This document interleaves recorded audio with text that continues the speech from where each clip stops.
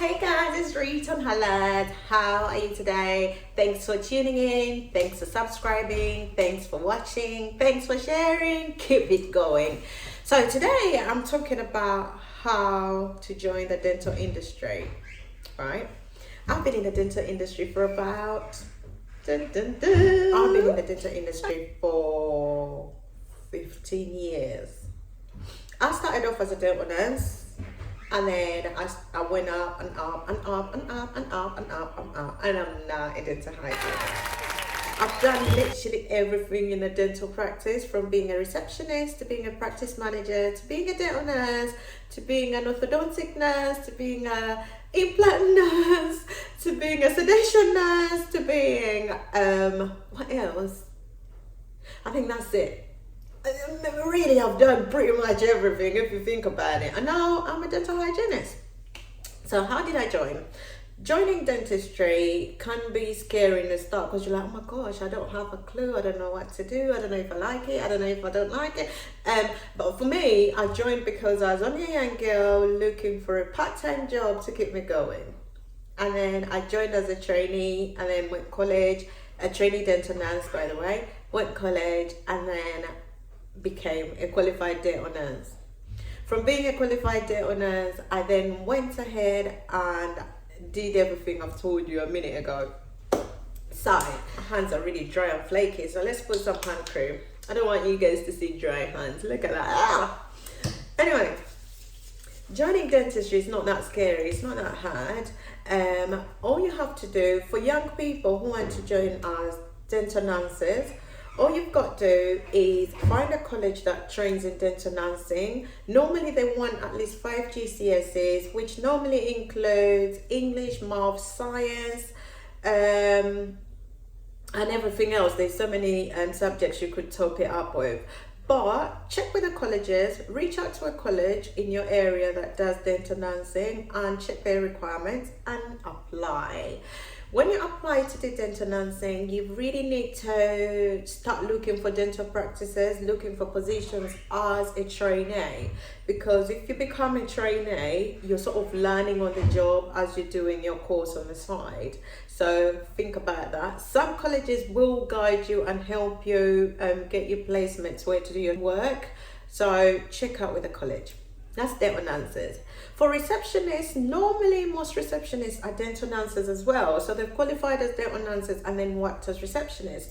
But still, you can apply at a dental practice. Normally they're happy to train you on site, to teach you how the practice works, what they do, what system they use, because there's different computer systems. Every practice uses a different one.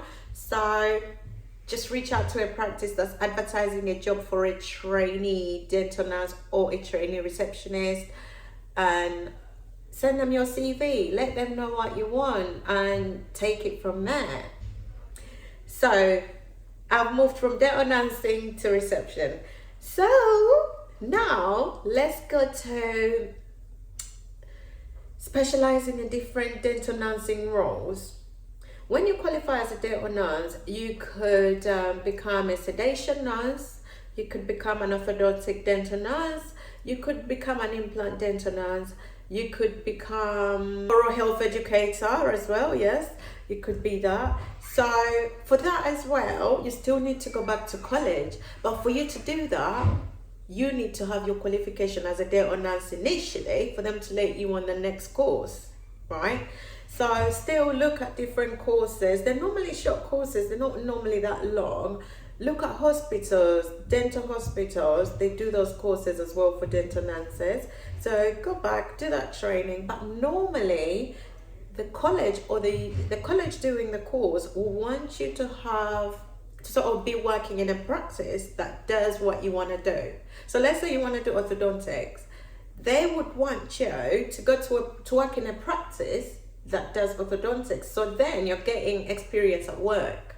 Do you get it? So even if you want to do sedation, they would want you to work in a practice that does sedation, so then it's easier for you to practice at work. Or you would have to look for a practice that does that to get the experience on the side, right?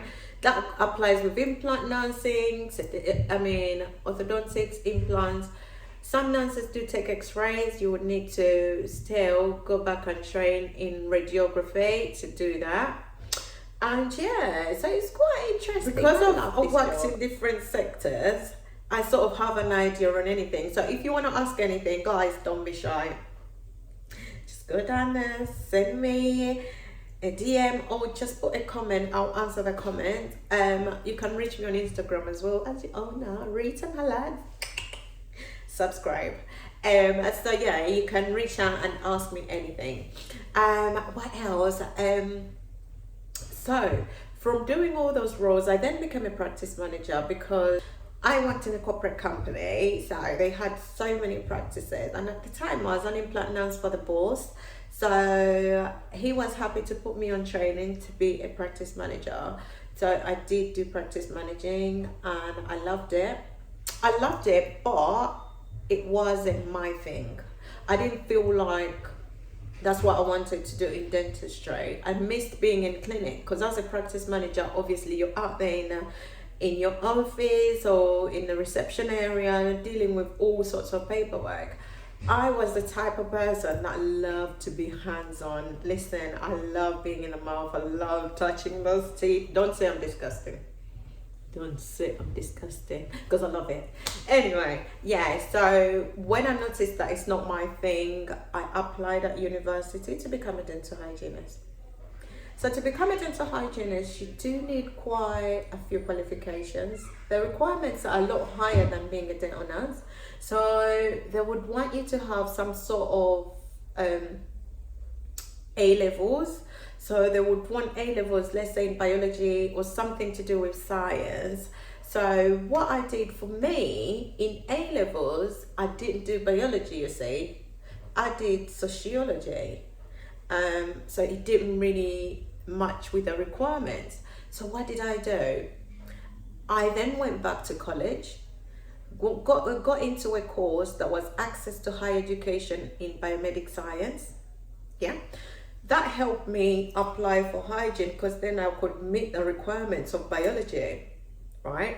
What you could do yourself as someone who wants to get into dental hygiene, you could reach out to all different universities, ask them what their requirements are. If you check online as well, there's quite a lot of universities that do dental hygiene. This is a list of them. As you see, I've listed it for you. I mean, in England, we've got quite a lot. There's so many people that want to get on the course, so it's a bit, competitive to get on. Remember, all these people have the qualifications needed because they all want to become hygienists. So what they do, they research what needs to be done, and then they do what needs to be done to then get on the course. So you need to stand out of the crowd for you to get on the course. It's hard to get on, I'm not gonna lie, but do things that make you stand out. For me, I think because I had done pretty much everything in the practice, my CV looked healthy in the sense that it had a bit of everything. But don't get me wrong, or don't get it wrong, that doesn't mean you have to get in because you got all that. Some people in my course were straight from A-levels. So don't use that to stop you from applying or trying to get into dental hygiene. So just make it look good. Do as much as you can. There's so many short courses in dentistry. The more courses you go to, don't forget to put them on your CV. Always put all those courses on your CV. When you're writing your personal statement, make it stand out. Praise yourself because you're worth it. You are worth it. So don't forget to praise yourself because you're amazing. Why shouldn't you tell people about how amazing you are? So yeah. So as I was saying, I did my access to higher education in biomedical science, then applied for the course. The interviews were quite intense, went for the interviews, which was quite scary. But anyway, I got in. 2.5 years later, or 3 years later, I was qualified. I was in a practice working as a dental hygienist, right? So listen, if you want to achieve anything, you want to join the industry, don't be shy, apply, reach out to practices. I remember back in the day, I would get like a list of all practices in my area, and then I would call one by one on a daily. Like, even if they've not advertised jobs, I would just call them on a daily because I wanted to get in. And some of them would actually get back to you. You know what's funny? When I qualified as a dental hygienist, I sent out my CV to so many practices, and then one practice in particular kept my CV on file. About a year later, they're like, "You sent us a CV a year ago. Do you still need a job?" Well, at the time, I didn't really need a job because I was comfortable where I was. I wasn't ready to move, so obviously I turned it down. But that shows you that send out your CV. You don't know when they'll reach out to you. All right. Now, moving on to becoming a dentist. Becoming a dentist is a lot, even more complicated, or more requirements. You have to have A stars, you have to have biology, A levels. So if you've got all those high qualifications, don't be shy, don't be scared, apply, because you don't know how it's gonna go. Working in this industry is amazing. There's so many jobs out there, you can't go wrong with dentistry. And you know what? There's such a big gap in the market. All countries need a dentist. All countries need a dental hygienist. All countries need a dental nurse. So even if you travel to another country, well, I'm in England at the moment. I live in England. This is my home. But if you want to go to another country, let's say you're thinking of relocating to America, you're thinking of relocating to wherever you want in the world, listen, you can still work. You move with your qualification. Nothing is going to change. So dentistry is a gem. I love dentistry. So guys, thank you for watching. Anything to do with dentistry that you want to know, don't be shy to ask. Subscribe. And yeah, thank you.